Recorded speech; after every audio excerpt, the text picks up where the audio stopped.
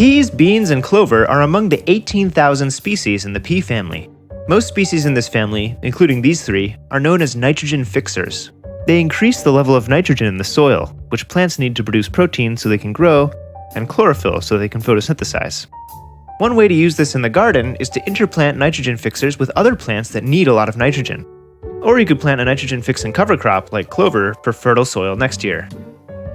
Okay, this can be useful, but doesn't nitrogen fertilizer do the same thing but more conveniently? Why bother with this nitrogen fixation thing? Understanding this requires us to understand how nitrogen fixation works, which in turn requires us to understand the broader nitrogen cycle.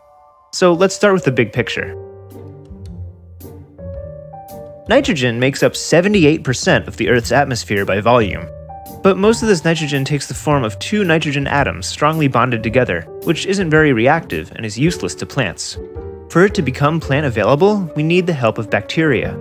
Various species of bacteria eat atmospheric nitrogen and poop out ammonium. This gets eaten by other kinds of bacteria, which poop out nitrite, which gets eaten by yet another kind of bacteria, which poops out nitrate. All of these forms of nitrogen are available for plants, especially nitrate, which is the easiest for plants to use. Plants can take this up directly if it is near their roots, but they most often rely on strands of fungi that attach to their roots and bring nutrients to them in exchange for the sugars and carbohydrates the plant roots exude. Dead plant material is also rich in nitrogen and gets brought down with the help of worms, whose poop is a delicacy among nitrifying bacteria. Some of the ways nitrogen exits the soil is when the crop is harvested, when water carries it away, or when it becomes gaseous and returns to the atmosphere.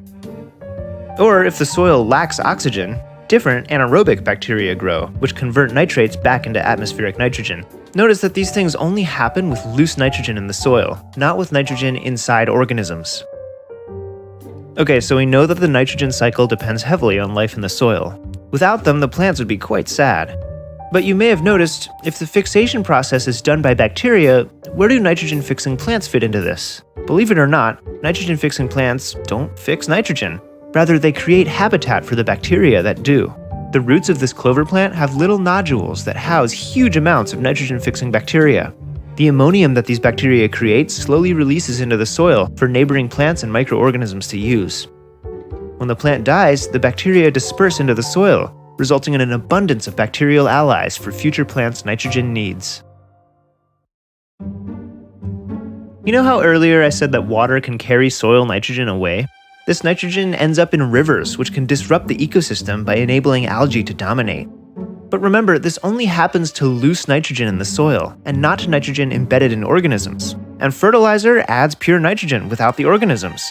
So when it rains, huge amounts of it run off and pollute the water. Loose nitrogen molecules are also much more prone to volatilization, releasing huge amounts of nitrous oxide, a potent greenhouse gas, into the atmosphere. But that's not all. Such quantities of pure nitrogen irritate earthworms, which end up dying or leaving. It disrupts the helpful fungus on plant roots and changes the soil pH, making it inhospitable to bacteria. In short, it kills the soil.